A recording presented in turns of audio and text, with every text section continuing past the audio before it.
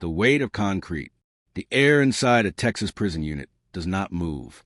That is the first thing anyone notices, not the noise, not the smell, not the faces pressed against chain link. It is the stillness. A thick, pressurized stillness that sits on your chest the moment the first gate closes behind you and the hydraulic lock engages with a sound that is less a click and more finality. The Walls unit in Huntsville, Texas, built in 1849, still operational today, is the oldest prison in the state. Its red brick exterior has absorbed more than a century and a half of Texas heat, Texas storms, and Texas silence. From the outside, it looks almost institutional in a quaint way, almost like a converted factory or a 19th century courthouse. But those bricks have held men under sentence of death. They have held men who walked in as teenagers and walked out, if they walked out at all, as old men. They have held men who never walked out at all. Texas has the largest state prison system in the United States. As of recent counts, the Texas Department of Criminal Justice, the TDCJ, oversees more than 100 correctional facilities spread across the state, housing somewhere north of 120,000 incarcerated individuals on any given day. That number has fluctuated over the decades, swelling dramatically during the prison boom of the 1980s and 1990s, receding only slightly in recent years as reform movements applied pressure from the outside. But it has never come close to small. Texas Corrections has never been a small operation. It is, in every measurable sense, an empire. Before we go any further, drop your location in the comments. It's how this community stays connected. If this kind of true story resonates with you, like the video, subscribe, turn on notifications, and share it with someone who won't look at prisons the same way again. To understand what that empire looks like today, its failures, its reforms that didn't hold, its scandals that were buried, and the ones that weren't, its human cost measured in years and lives, you have to go back to the beginning. You have to go back to a time when Texas was not yet a state, when the land was violent and ungoverned, and when the question of what to do with men who broke the law was answered not with philosophy, but with expediency. The answer in those early years was labor. It was always labor. Before the walls, Texas justice on the frontier. In 1836, the Republic of Texas declared its independence from Mexico. It was a nation built on contested land, contested labor, and contested law. The men who wrote its early legal codes were pragmatic in the way that frontier men tend to be, which is to say they were less concerned with the theory of punishment and more concerned with its immediate, functional result. For the first decade of Texas independence, there was no state penitentiary. Men convicted of serious crimes faced corporal punishment, branding, or hanging. The county jail, where it existed at all, was often a wooden structure that served more as a temporary holding facility than any kind of long-term confinement.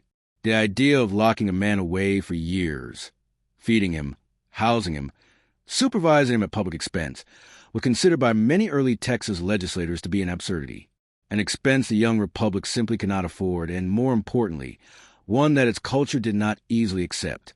When Texas was annexed by the United States in 1845 and formally became the 28th state, the question of what to do with its criminal population became a matter of state governance rather than frontier improvisation. The Texas legislature authorized the construction of a state penitentiary in 1848.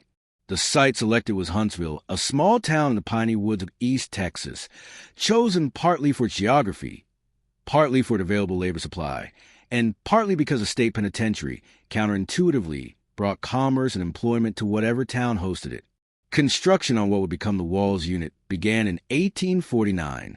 The structure was built, with deep historical irony, primarily by the men it would eventually confine. Convict labor constructing the very institution that would define convict labor in Texas for the next century and a half. The first inmates arrived in October of 1849. There were just over 200 of them. The facility was not finished. They slept in unfinished cells, under partially constructed roofs, in a building that was still being assembled around them. From the very first day, the Texas prison system operated at the edge of its own capacity. That pattern would never fully change. The racial composition of the early Texas prison population reflected the brutal realities of post-Civil War Texas in ways that are not incidental to the story. They are central to it.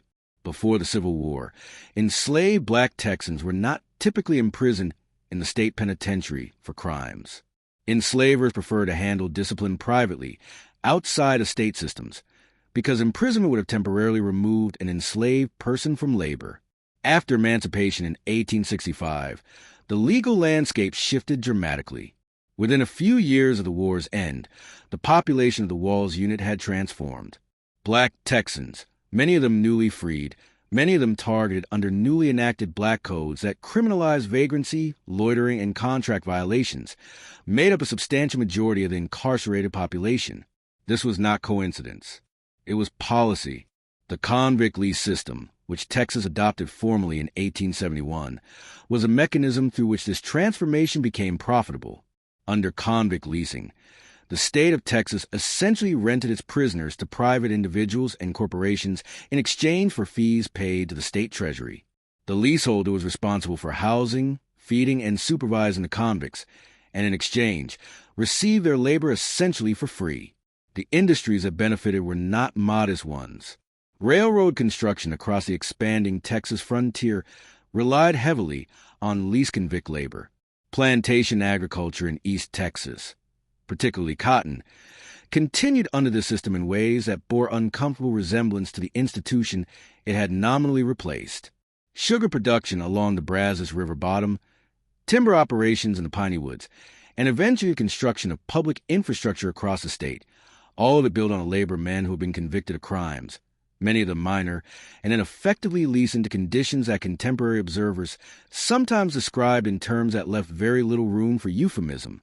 The death rate among leased convicts in Texas during the 1870s and 1880s was, by documented state records, alarming. In some labor camps, the annual death rate exceeded 10%. Disease, cholera, yellow fever, dysentery moved through the camps rapidly.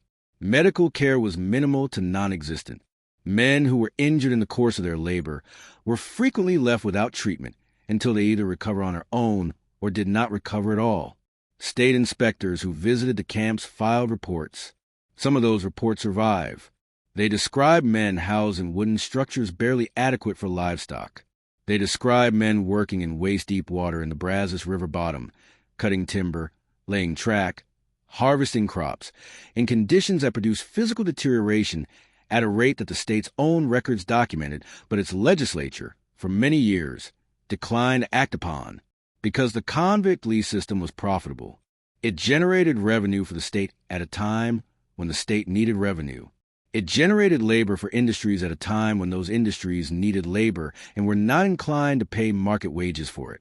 The human cost was externalized entirely onto the bodies of the men in the camps. And because most of those men were black in a state that had just lost a war fought in part over their right to be property, the political will to address that cost was, for decades, absent. The convict lease system in Texas would not be abolished until 1912. By that point, it had operated for more than 4 decades. The plantation system, farms, fields, and the building of an empire when convict leasing ended in 1912. Texas did not dismantle the labor-based model of incarceration. It simply brought the labor in-house. The state began purchasing land. Large tracts of agricultural land across east and central Texas, acquired specifically for the purpose of housing and working convict populations. These became the Texas prison farms, and the term is not metaphorical. They were, by any objective definition, working farms. They planted cotton. They planted corn. They raised cattle. They produced timber. The men incarcerated on them woke before dawn, were marched to fields under armed guard, worked through the heat of a Texas summer or the cold of a Texas winter, and returned to their cells at dusk. The farms operated, in many respects, according to a logic that was structurally indistinguishable from the plantation system that had preceded them. The land was there. The labor was there. The control structure was there. What had changed was the branding, from private lease to state ownership, and the nominal legal framework surrounding it. What had not changed was a reality experienced by the men who worked the fields. By the mid-20th century, Texas had assembled a network of prison farms that was, in terms of sheer acreage, one of the largest agricultural operations in the state. The Ramsey Unit, the Retrieve Unit, the Darrington Unit, the Clemens Unit, the Caulfield Unit. Each of these facilities sat on thousands of acres of Texas farmland and operated according to a model that prioritized agricultural production as much as, and in some periods more than, rehabilitation or any other stated correctional purpose. The Retrieve Unit in Brazoria County became, over the decades, something of a symbol for the harshest end of the Texas prison farm experience. Located in the Brazos River bottom, the same geography that claimed lives during the convict lease era, Retrieve was known informally by a name that inmates and officers alike used without apparent irony: the Retrieve, or more commonly, simply the hellhole. The conditions that were documented by inmates, by investigative journalists, and eventually by federal courts. The heat in the Brazos bottom during Texas summers is not merely uncomfortable. It is physiologically dangerous. Temperatures routinely exceeded 100 degrees. Humidity, in a river bottom environment, added a suffocating weight to that heat. Men working in cotton fields under those conditions, without adequate water breaks, without shade, under the supervision of armed building riders on horseback, experience heat-related illness and worse with regularity. The building rider system deserves particular attention because it will become central to later legal battles and reform efforts. Texas, unlike most state prison systems, did not primarily staff its field labor operations with paid correctional officers. Instead, it used a system of inmate guards, convict themselves, designated as trustees or building tenders, to supervise and control other inmates. These men occupied a position of profound structural ambiguity. They were themselves imprisoned, but they were given authority over their fellow prisoners. They were sometimes armed, or had access to implements that could function as weapons. They enforced discipline in ways that the state, by choosing not to directly staff those operations, could maintain plausible distance from. This system, the building tender system, would persist in Texas prisons for decades.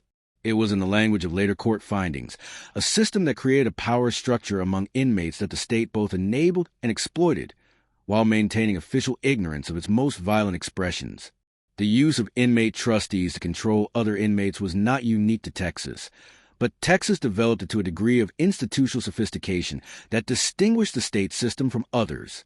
By the 1960s, the building tender system had created what investigators would later describe as a parallel government inside Texas prisons, a structure of inmate power sanctioned and supported by prison administration that determined who ate, who slept safely, who worked the worst assignments, and who was vulnerable to violence. The formal correctional staff, the guards, the wardens, the administrators, operated in full awareness of the system. In many cases, they actively maintained it because it kept order cheaply and efficiently. The state did not have to pay enough officers to actually supervise the population if the population was, in part, supervising itself. The building tenders handled discipline so that the officers didn't have to. This arrangement generated the savings and the operational smoothness that the Texas Department of Corrections, the TDC, as it was known before it became the TDCJ, prided itself on. Texas prison administrators in the mid-20th century genuinely believed they were running a well-ordered system. The farms were profitable. The facilities were, by the standards of the era, not notably worse than those in other states. The recidivism data, such as it was not dramatically worse than national averages. The TDC's leadership, particularly under longtime Director Obie Ellis, who served from 1947 to 1961, and his successor George Beto, who served from 1962 to 1972, projected an image of disciplined, business-like efficiency that was admired in corrections circles nationally. George Beto, known informally as Walking George for his habit of conducting unannounced inspections of facilities across the state, was a Lutheran minister who held a doctorate in education. He was, by the accounts of people who knew him, a man of genuine intellectual seriousness who had thought carefully about the purpose of incarceration and the management of correctional institutions. He believed in order, in literacy programs, in the rehabilitation of inmates who showed willingness to engage. He also believed in the building tender system, in the farm labor model, and in a form of control that was beneath its administrative sophistication, rooted in the same fundamental calculus that had governed Texas corrections since the convict lease era. The labor and the order of the men in the system mattered. The rights of those men as rights did not. This was a system that a Houston attorney named Francis Sissy Farrenhold, and more consequentially, a civil rights attorney named William Bennett Turner, would eventually bring before a federal court. And the story of what happened when they did would change Texas corrections forever, and not entirely in the ways that reformers hoped.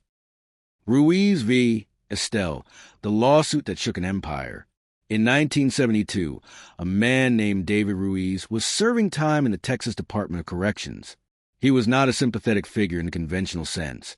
His criminal history was significant, and he had spent substantial portions of his adult life incarcerated. But David Ruiz was also, by the account of those who knew him in the system, a man of unusual intelligence and unusual persistence. He had used his time in Texas prisons to educate himself legally. He understood, in a self-taught way, the architecture of civil rights law and the mechanisms through which federal courts could be asked to examine state prison conditions. In 1972, Ruiz filed a handwritten petition from inside the Ellis Unit, one of the large Texas prison farms. That began what would become the most significant prison reform litigation in American history. The petition alleged, in terms that were plain and specific, that conditions in the Texas Department of Corrections constituted cruel and unusual punishment in violation of the Eighth Amendment to the United States Constitution. Ruiz alleged overcrowding, inadequate medical care, the use of inmate building tenders to control and abuse other inmates, brutality by correctional officers, inadequate safety provisions, and a system of punishments and control that, in their totality, created conditions no civilized society should impose on human beings regardless of what those human beings had done. The petition was initially filed as an individual complaint. Federal Judge William Wayne Justice of the Eastern District of Texas, however, recognized it as something larger. In 1974, Judge Justice consolidated Ruiz's complaint with 7 other similar complaints filed by other Texas inmates and certified the case as a class action on behalf of all persons incarcerated in the Texas Department of Corrections. What followed was one of the longest, most complex, and most consequential federal trials in American legal history. The trial itself did not begin until October 1978, 6 years after Ruiz first filed his handwritten petition. By then, the United States Department of Justice had joined the case as an intervening plaintiff, a move that gave the litigation the resources and institutional weight of the federal government. William Bennett Turner, a civil rights attorney who had previously litigated landmark prison conditions cases in other states, represented the plaintiff class. The trial ran for almost a year. It produced a trial record of more than 150,000 pages. More than 350 witnesses testified. State officials, prison employees, inmates past and present, medical experts, corrections experts from other states, academic researchers, all of them sat in Judge Justice's courtroom and described, from their respective positions, what the Texas Department of Corrections actually was. What emerged from that testimony was a portrait of an institution that had, for decades, operated in a space largely invisible to the public and largely insulated from legal accountability. The building tender system was documented in forensic detail. Former building tenders and the inmates they had supervised described a world in which violence was not an aberration but a management tool, in which men were beaten, sexually assaulted, extorted, and threatened by other inmates who had been given, by the institutional structure, the power to do these things with impunity. TDC officials testified that building tenders were not authorized to physically discipline other inmates, that their role was purely informational and organizational. The evidence produced at trial suggested a different reality. Testimony from dozens of former inmates described building tenders who operated with the full tacit approval of correctional officers and unit administrators, who administered beatings inside of officers who looked away, who controlled cell assignments and work assignments through coercion, who maintained order through means that the institution could not officially acknowledge but clearly depended upon. The medical care provided to Texas inmates was examined by outside experts and found to be, in the assessment of those experts, dangerously inadequate. Inmates with serious medical conditions went without treatment for periods that, in multiple documented cases, resulted in preventable deterioration and death. The physical condition of the facilities, the plumbing, the ventilation, the structural integrity of buildings that had been in continuous use for decades, was documented and found deficient. The ratio of correctional staff to inmates was examined and found to be in many facilities, far below any reasonable standard for maintaining safe conditions. On December 12, 1980, 8 years after David Ruiz filed his handwritten petition, Judge William Wayne Justice issued his ruling in Ruiz v. Estelle. The ruling was sweeping. Judge Justice found that the Texas Department of Corrections was operating in violation of the Eighth Amendment of the United States Constitution across multiple dimensions simultaneously. He found that overcrowding, the building tender system, inadequate staffing, inadequate medical care, and use of physical force by both staff and state-sanctioned inmate supervisors collectively created conditions of confinement that were unconstitutional. The remedy he ordered was, accordingly, sweeping. The building tender system was to be abolished immediately. Staffing ratios were to be increased substantially. Medical care was to be reformed. Overcrowding was to be addressed. The TDC was placed under federal oversight. A court-appointed special master would monitor compliance for what became, ultimately, decades. The reaction from Texas officials was fierce. Governor Bill Clements described the ruling as federal overreach. TDC Director W.J. Estelle, the defendant in the case, as the agency's director, maintained that his department had been managing a difficult population as effectively as resources allowed. Conservative Texas politicians, and there were many of them, framed Judge Justice as a rogue federal judge imposing an unrealistic liberal vision on a practical system that actually worked. But the ruling stood, and its immediate consequences were, in some respects, precisely what TDC officials had warned. The abolition of the building tender system removed a control mechanism that had maintained order across the system for decades without immediately replacing it with anything sufficient. The state was simultaneously ordered to increase its inmate population because, counterintuitively, Judge Justice found that housing inmates outside TDC facilities was not an acceptable response, while also being required to improve conditions. Texas began building prisons, rapidly and at extraordinary scale. The prison construction boom of the 1980s in Texas was, in part, a direct response to the Ruiz litigation and its requirements. New units went up across the state at a pace that, by the end of the decade, had fundamentally transformed the physical infrastructure of the Texas correction system. But the removal of the building tender system also created a vacuum that was, in many units, filled by something that the state had even less control over and even less ability to formally acknowledge: prison gangs. The vacuum, prison gangs in the new order. When the building tender system was dismantled following the Ruiz ruling, the Texas Department of Corrections found itself attempting to control a population of more than 35,000 inmates, a number that was growing rapidly under court order expansion, with a correctional officer corps that was simultaneously being required to expand but had not yet done so. The transition period, roughly the early to mid-1980s, was one of the most violent in the history of Texas prisons. The building tenders had maintained order through violence and the threat of violence, operated within a structure that, however brutal, was organized and predictable. When that structure was removed, the predictability went with it. Men who had previously been controlled by building tender authority were now operating in an institutional environment where the rules of engagement were, at least temporarily, uncertain. The prison gang system that emerged to fill that vacuum was not created overnight, and it was not created solely in response to the end of the building tender era. Some Texas prison gangs had roots that predated the Ruiz litigation, but the 1980s were, unambiguously, the period of their consolidation and expansion. The Texas Syndicate, known as TS, was among the earliest and most organizationally sophisticated of the Texas prison gangs. Its origins are traced to the California prison system in the early 1970s, where Texas-born inmates had formed a protective association in response to predation by California-based gangs. When those men returned to Texas and entered the state prison system, they brought the organizational structure with them.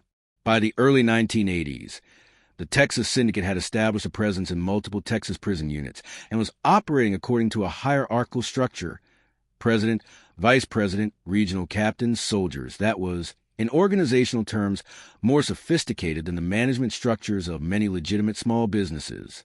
The Mexicaneme, also known as the Texas Mexican Mafia, or EME, emerged as another significant gang with deep roots in the Texas prison system. Its membership was drawn primarily from Mexican-American inmates, and its operations extended beyond individual prison units to create a network of influence that connected facilities across the state. The organizational rules of the Mexicaneme, its constitution, its hierarchy, its enforcement mechanisms, were documented by investigators and became central to numerous criminal prosecutions. The Aryan Brotherhood of Texas, distinct from California-based Aryan Brotherhood, though sharing ideological DNA, organized along racial lines among white inmates and became, over time, one of the most violent and criminally sophisticated of the Texas prison gangs. Its activities extended well beyond the prison walls, with members on the outside maintaining connections to incarcerated leadership and continuing criminal enterprises that the gang's prison-based structure directed. The Bloods and Crips, originating in Los Angeles street gang culture, established Texas prison chapters as their memberships intersected with the state's incarcerated population. Barrio Azteca, with particularly strong roots in El Paso, organized primarily around geography and ethnicity and developed connections to Mexican cartel operations that would, in later decades, give it a significance extending far beyond its prison origins. These gangs did not simply replace the building tender system. They created something different, something that the state had even less ability to manage through official channels. The building tender system had been parasitic on the state. It derived its power from state authority, and therefore could be, ultimately, controlled by the state through the withdrawal of that authority. The prison gangs derived their power from sources that were entirely independent of state authority: loyalty, kinship, shared identity, the threat of collective violence that could reach across facility lines, and, eventually, outside the walls entirely. For correctional officers working Texas prison units in the 1980s, the gang situation presented a challenge that their training, in a system that was simultaneously trying to absorb massive numbers of new hires to meet Ruiz compliance requirements, had not adequately prepared them for. Officers who had worked under the building tender system had understood, at some level, the informal power structure they were operating within. The new system was more opaque, more volatile, and more capable of organized violence at a scale that individual officers could not control. The violence statistics from Texas prisons in the mid to late 1980s are not pleasant reading. Stabbing, assaults, and inmate homicides increased significantly during this period. The newly constructed units, filling rapidly with a population that was expanding as Texas's war on drugs policies sent record numbers of people to prison, were managing a gang problem for which no adequate policy response had been developed. The state's primary tool was administrative segregation, isolation. Identified gang members were placed in single-cell housing, separated from the general population, in facilities specifically designed for that purpose. The Caulfield Unit, the Michael Unit, and eventually the purpose-built Estelle High Security Unit became housing for gang-validated inmates who were considered too dangerous or too organizationally significant to be housed with the general population. Administrative segregation, solitary confinement in plain language, was applied in Texas at a scale that, by the 1990s, had made the state one of the leading users of isolation housing in the American correction system. The policy accomplished some of what it intended. It removed identified gang leaders from positions where they could directly supervise criminal activity within their units, but also created its own problems, documented over years by researchers, mental health professionals, and advocates. The psychological effects of prolonged isolation are severe, well documented, and in extreme cases irreversible. Men held in administrative segregation for years, and in Texas, some men spent years, then decades, in single-cell isolation, came out of those units, when they came out at all, carrying psychological damage that made successful reintegration into either the general prison population or society at large substantially more difficult than it would otherwise have been. The gangs, meanwhile, adapted. Leadership that was isolated in segregation learned to communicate through intermediaries, through coded correspondence, through the creative exploitation of whatever contact with the outside world remained available. The organizational structures proved resilient to administrative segregation in ways that the TDC had not fully anticipated. Removing a gang leader from a unit created a succession problem, not an organizational collapse. The boom years, building the largest prison system in America. In November of 1993, Texas voters approved a $750 million bond package for prison construction. It was not the first such vote, and it would not be the last. Throughout the late 1980s and 1990s, Texas engaged in a prison construction campaign of a scale and speed that had no precedent in American history. The numbers in the abstract are staggering. Between 1980 and 2000, the Texas prison population grew from approximately 30,000 to approximately 150,000. In those 2 decades, the state added more prison capacity than most countries have in total. New units went up in counties across Texas. In rural areas where prison represented often the largest employer in the county, the largest source of stable employment, the economic anchor communities that had limited other options. The political logic of this expansion was, from the perspective of politicians in both parties during this era, close to irresistible. Being tough on crime was not a partisan position in Texas in the 1990s. It was a bipartisan consensus. The crack cocaine epidemic of the late 1980s, the violent crime statistics of the early 1990s, the national political environment shaped by mandatory minimum sentencing laws and 3 strikes provisions, all of it created a policy environment in which the question was never whether to build more prisons, but only how quickly and how many. The private prison industry, sensing opportunity, moved aggressively into Texas. Corrections Corporation of America, later rebranded as CoreCivic, and the GEO Group established significant operational footholds in Texas during this period, contracting with the state and with individual counties to house inmates in privately operated facilities. By the early 2000s, Texas had one of the most extensive networks of privately operated incarceration facilities in the United States. The communities that hosted these new prisons were often economically desperate enough to welcome them. Small towns in West Texas, in South Texas, in the rural counties of the Panhandle, places where the agricultural economy had contracted, where manufacturing had never arrived, where young people left because there was nothing to stay for. These places competed for prison contracts with the same energy that other communities might compete for a factory or a distribution center. A prison meant jobs. It meant payroll. It meant the county wouldn't have to consolidate its schools or close its hospital. What it also meant, in ways that took years to fully manifest, was a deep structural dependency. Counties that had organized their economies around prison employment found that when prison populations began to decline, as they eventually did modestly in the 2000s and more significantly in the 2010s, the loss of those jobs created its own crisis. The prison economy, it turned out, was not a stable foundation for a community. It was a dependency that could be withdrawn by decisions made in Austin in response to policy changes that the host community had no influence over. Inside the new facilities being built during the boom years, conditions varied significantly. Some of the newer units were, by the standards of institutions designed to confine human beings against their will, reasonably functional. Adequate plumbing, working HVAC systems, sufficient medical facilities, staffing ratios that approximated what the Ruiz consent decree required. Others were built quickly under cost pressure, with construction quality that reflected the haste of their assembly, and the population pouring into these new facilities was, in ways that the correction system was struggling to process, different from the population that had existed before the drug war intensified. The mandatory minimum sentencing laws that Texas adopted during this period, driven by the same political forces that were operating nationally, meant that a significant proportion of the new arrivals were serving long sentences for nonviolent drug offenses.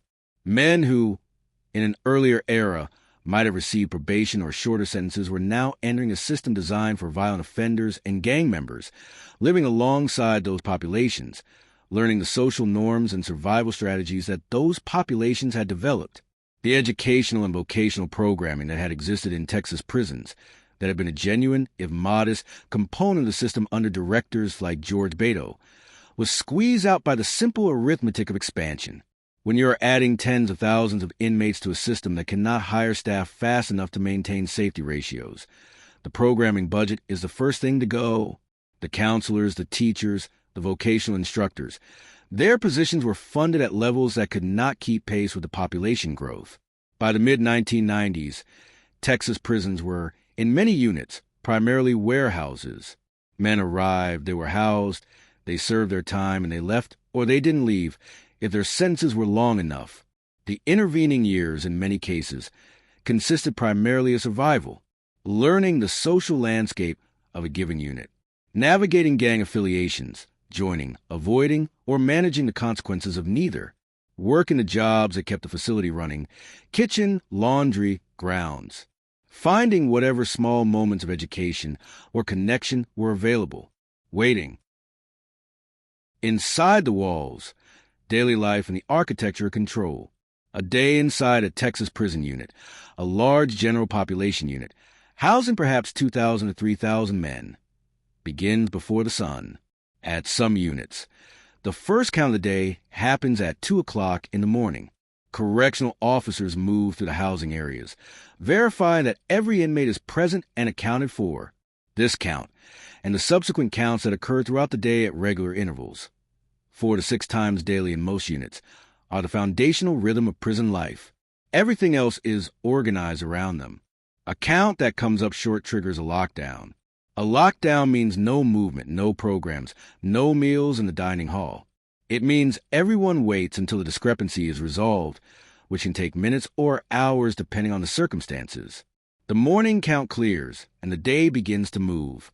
In units where farming operations continue, and some Texas prison units still operate agricultural programs, field work begins early, before the heat intensifies. Men assigned to agricultural squads move out under the supervision of officers, and in some facilities under the supervision of correctional officers on horseback, a practice that has been documented and discussed in reform circles as a visual signifier of an older, more explicitly plantation-style model corrections that Texas has been slow to fully abandon. In general population housing areas, dormitories, or cell blocks, depending on the unit's design, men navigate a physical environment that is by design minimal. A cell in a Texas prison unit is typically a rectangular concrete room measuring approximately 6 by 9 feet, containing a metal bunk bolted to the wall, a metal desk and stool, a metal shelf, and a combination toilet sink unit. 2 men are typically housed in each cell. Double bunking is standard across most Texas units. The proximity is inescapable. For men who are serving years or decades, the management of that proximity, the negotiation of a shared space smaller than most walk-in closets, becomes a significant psychological and social project. The dining hall operates in shifts because it cannot accommodate the entire population simultaneously. Men eat quickly. The time allotted for meals is typically 15 to 20 minutes, and the food, while nutritionally adequate by minimum standards, is rarely more than that. Texas prison food has been the subject of ongoing discussion and occasional controversy. In 2011, the TDCJ eliminated lunch, the midday meal, for inmates on weekends, serving only breakfast and dinner on Saturdays and Sundays. The decision was made on budgetary grounds and drew criticism from inmates, advocates, and some correctional professionals who noted that hungry inmates are more difficult to manage than fed ones. The commissary, the prison store, is a significant institution in the social economy of Texas prisons. Inmates with money in their accounts, deposited by family members or earned through prison work assignments, can purchase supplemental food items, hygiene products, writing supplies, and other approved goods. The commissary creates an economic stratification within the prison population that shapes social dynamics in complex ways. Men who have money on their books live a materially different life than men who do not. The ability to purchase ramen noodles, peanut butter, and coffee from commissary, to supplement institutional meals and maintain some small degree of dietary control, is not a trivial quality of life factor for men who may be spending decades in a place where almost nothing is within their control. Men without money on their books, men whose families cannot or do not send support, men who are in disciplinary status and have lost commissary privileges, exist at the bottom of this informal economic hierarchy. Their vulnerability, not only to hunger but to exploitation, is well documented in the accounts of inmates and in the academic literature on prison economies. The work assignment system in Texas prisons requires most inmates to work unless they are medically exempt. Work assignments range from kitchen and laundry to building maintenance, agricultural operations, and clerical work within the unit. Texas does not pay most inmates for this work. The TDCJ is one of a small number of state correction systems in the United States that does not provide monetary compensation to inmates for most labor. This practice has faced increasing legal and advocacy scrutiny. particularly in recent years, as national attention to prison labor conditions has grown. Critics have described unpaid mandatory prison labor as a form of forced labor with constitutional implications. TDCJ has maintained that work provides inmates with structure, skills, and purpose. The temperature in Texas prisons has been a matter of serious, documented, life-and-death concern. Most Texas prison units, a substantial majority of them, are not air-conditioned in the housing areas. Administrative areas, infirmaries, and some special housing units may have air conditioning. The dormitories and cell blocks where most inmates live typically do not. During a Texas summer, with temperatures in many parts of the state regularly exceeding 100 degrees, and with heat indices in Humidee's Texas units pushing significantly higher, the heat inside unventilated housing areas is not merely uncomfortable. It is dangerous. Between 1998 and 2012, at least 13 inmates died in Texas prisons from heat-related causes. Advocacy groups have argued that the actual number is higher because the classification of deaths as heat-related in official reports is not always consistent or accurate. Multiple lawsuits have been filed over the years challenging the failure to air-condition Texas prison housing areas as cruel and unusual punishment, particularly for elderly inmates and those with medical conditions that increase heat sensitivity. Some of those lawsuits have resulted in orders requiring cooling in specific facilities or for specific populations.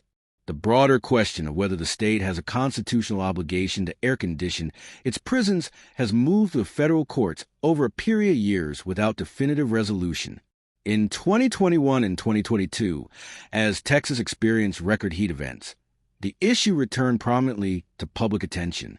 Reports from inmates, from their families, and from advocacy organizations describe conditions during summer heat waves that were, by any physiological standard, dangerous. The state's response, improving ventilation, providing ice, expanding access to cool areas, was characterized by advocates as inadequate. The Death House, Huntsville and Capital Punishment in Texas. Huntsville, Texas, population approximately 40,000, contains several distinct facts about itself that it holds in an unusual tension. It is the home of Sam Houston State University, one of the state's major universities and home to one of the country's oldest and most respected criminal justice programs. It is a college town. It has coffee shops and bookstores in the kind of downtown that hosts farmers markets on weekend mornings. It is also the site of the Walls Unit, the oldest operating prison in Texas. And within the Walls Unit is the execution chamber that has carried out more judicial executions than any other single facility in the United States since the reinstatement of the death penalty in 1976. As of early 2025, Texas has executed more than 580 people since the Supreme Court's 1976 ruling in Gregg versus Georgia allowed states to resume capital punishment. That number is more than triple the executions carried out by any other state in the same period. It is a number that, depending on one's perspective, represents either the rigorous application of justice for the most serious crimes or an exercise of state power over human life that raises profound moral and legal questions. The execution chamber at the Walls Unit is a small room. People who have witnessed executions, their journalists, victim family members, attorneys, and clergy who are permitted to be present, have described its physical dimensions as surprisingly intimate for a space where the state conducts its most irreversible act. The gurney is positioned centrally. The viewing windows on either side allow, on one side, family and friends of condemned, and on the other side, family and representatives of the victim. In some executions, both sides are present.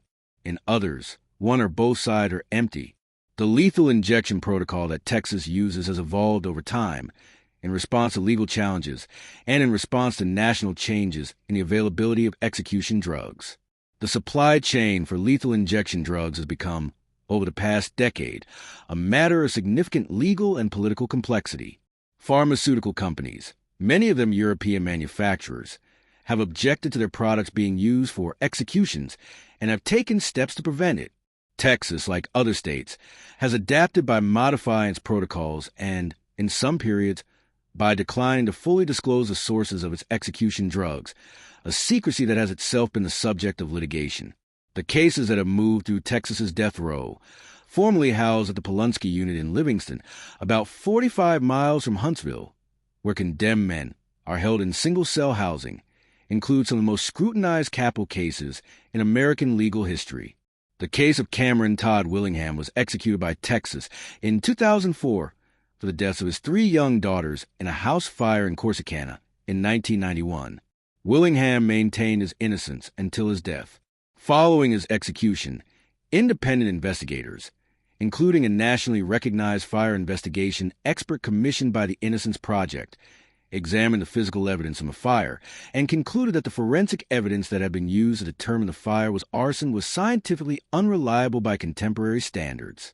The original arson determination, the investigators concluded, was based on folklore and outdated methodology rather than sound fire science. Governor Rick Perry, who had the authority to grant a 30-day reprieve to allow further investigation, declined to exercise that authority before Willingham's execution. Following the execution, a Texas Forensic Science Commission was convened to examine the case. The commission's investigation was complicated by political intervention. Governor Perry replaced several commission members shortly before they were scheduled to hear testimony from one of the independent experts, and the final report, while acknowledging deficiencies in the original investigation, stopped short of the most definitive conclusions that advocates sought. The Willingham case became and remains one of the most debated cases in the history of American capital punishment. Whether Cameron Todd Willingham was guilty of the crime for which he was executed is a question that cannot now be definitively resolved. That uncertainty about a case in which the state's ultimate and irreversible power was exercised is precisely what makes it so significant.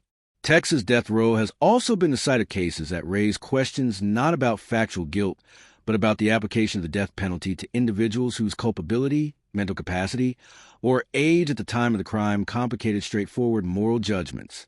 The Supreme Court's 2002 ruling in Atkins v. Virginia, which prohibited the execution of intellectually disabled individuals, and its 2005 ruling in Roper v. Simmons, which prohibited the execution of individuals who were under 18 at the time of their crime, directly affected a number of Texas death row cases and resulted in commutations for some condemned individuals.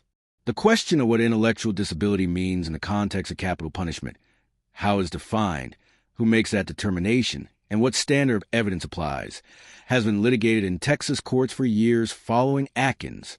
Texas's initial formulation of the standard drew criticism from legal scholars and from the Supreme Court itself, which in 2017, in Moore v. Texas, found that the state was applying an outdated and clinically unsound definition of intellectual disability in capital cases.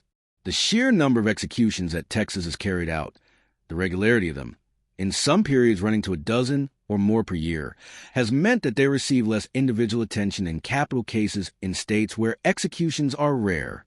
A Texas execution is, in the news cycle, often a brief item. The condemned person's name is noted. The crime is summarized. The execution is reported as completed. And then the cycle moves forward. For the families of victims, the reality is more complex than the news cycle captures.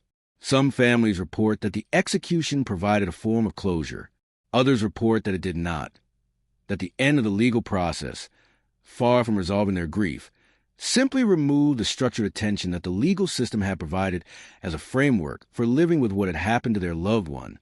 The research on the psychological impact of execution on victims' families is nuanced and does not support a simple narrative in either direction.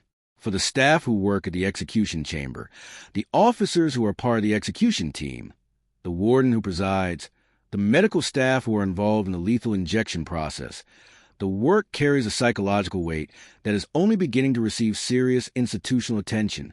Several former Texas execution team members have spoken publicly over the years about the psychological effects of participating in executions, the way the work followed them home, the way it affected their relationships, their sleep, their sense of themselves.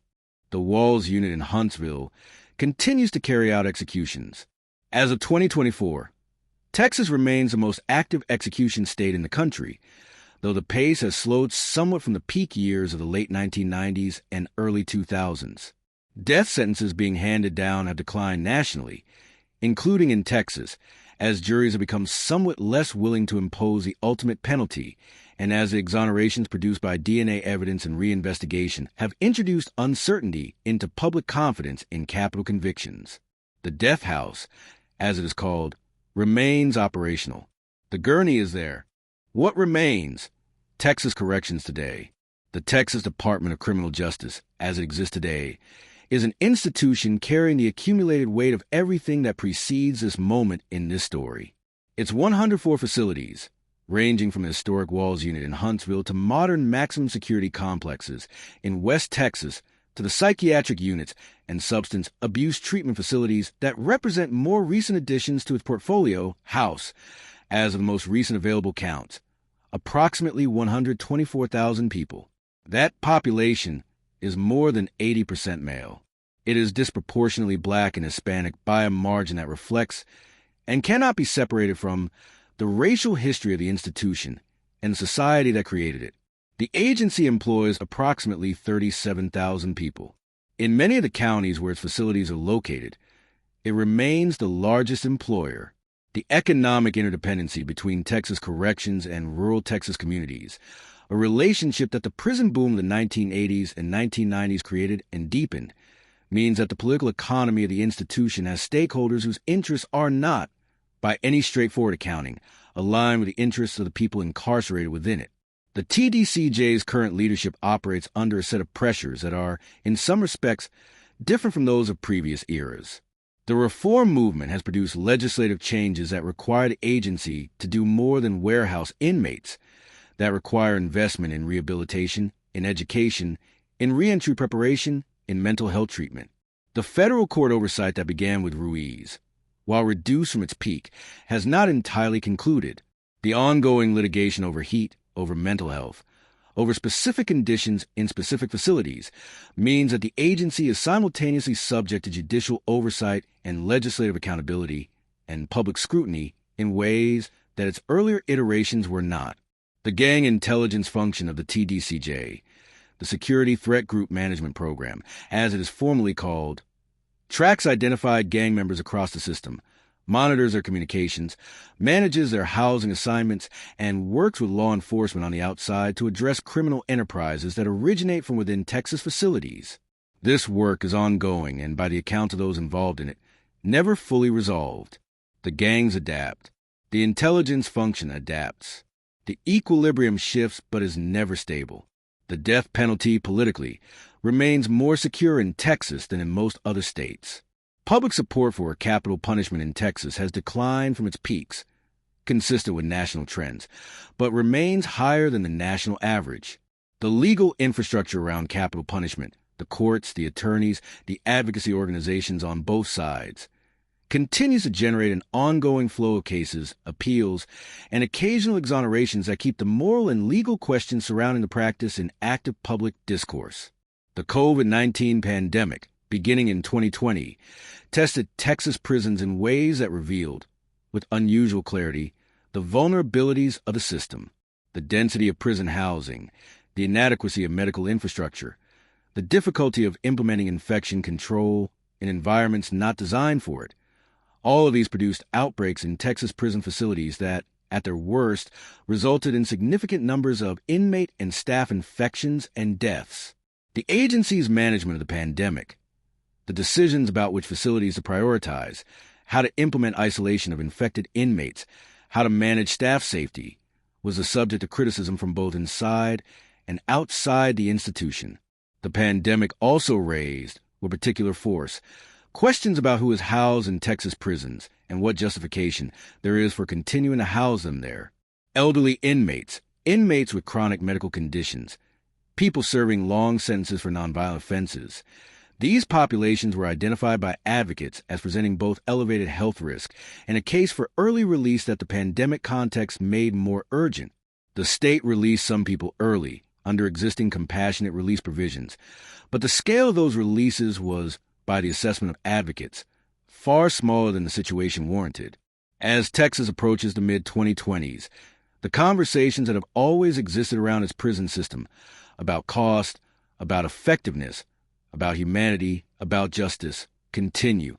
They are having those conversations in a political environment that is, compared to the reform moment of 2007 and the subsequent decade, somewhat less hospitable to fundamental change.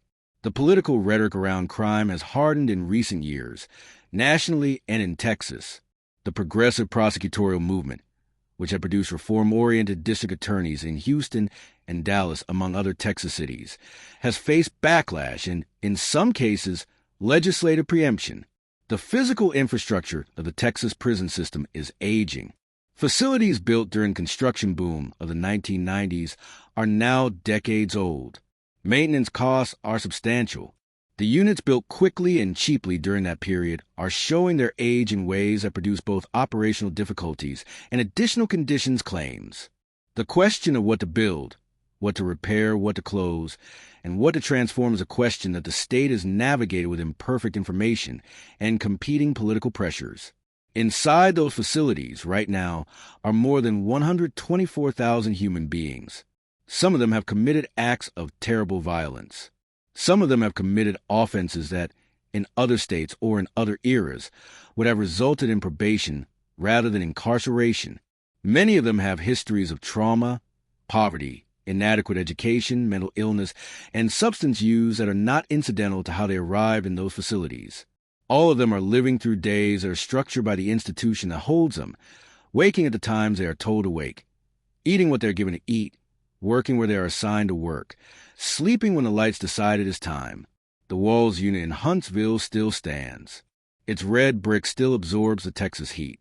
The hydraulic gate still closes with that particular finality behind everyone who enters.